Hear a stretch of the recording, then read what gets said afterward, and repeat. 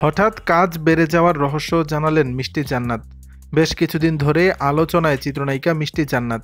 সম্প্রতি তিনি শাকিব খান, উপস্থাপক শাহরিয়ার নাজিম জয় ও চিত্রনায়িকা তমা মির্জাকে ঘিরে তুমুল আলোচনায় ছিলেন। যদিও সেই আলোচনা শেষ হয়েছে, তবে এখনও আলোচনায় মিষ্টি জান্নাত কাজ দিয়ে। সাম্প্রতিক সময়ের ঘটনার কারণে এই অভিনেত্রীর কাজের পরিধি বেড়েছে বলে জানিয়েছেন তিনি। এখন বিভিন্ন শোরুম উদ্বোধনেও ডাক পাচ্ছেন। তারই ধারাবাহিকতায় বৃহস্পতিবার 13ই জুন দেশীয় রূপার গয়নার শোরুম উদ্বোধনে গিয়ে সাংবাদিকদের সঙ্গে কাজ বেড়ে যাওয়ার কারণ নিয়ে কথা বলেছেন মিষ্টি জান্নাত। ভাইরাল হওয়ার পর থেকে তার কাজের সংখ্যা বেড়েছে জানিয়ে অভিনেত্রী বলেন, বেশ কিছুদিন ধরেই ওপেনিং নিয়ে ব্যস্ত। দুবাই থেকে ফিরেই প্রচুর কাজের চাপ। অনেক নতুন সিনেমার প্রস্তাব এসেছে।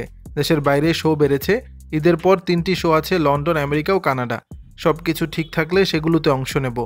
সবাই চাইলেই তো আর ভাইরাল হতে পারে না। উল্লেখ করে মিষ্টি জান্নাত বলেন, সবকিছুর ইতিবাচক ও নেতিবাচক দিক আছে। ভাইরাল হওয়ার পর মানুষজন আমাকে আরও বেশি চিনছে। কাজ বেড়েছে, এটা ভালো লাগছে। সমালোচনা উপভোগ করছি, ভুলগুলো ঠিক করে নিতে পারছি।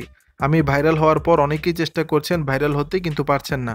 আপনি আমি চাইলেই হবে না, ভাগ্য সহায় হতে হয়। দর্শক, বিষয়টি নিয়ে আপনাদের মতামত জানাবেন নিচের কমেন্ট বক্সে।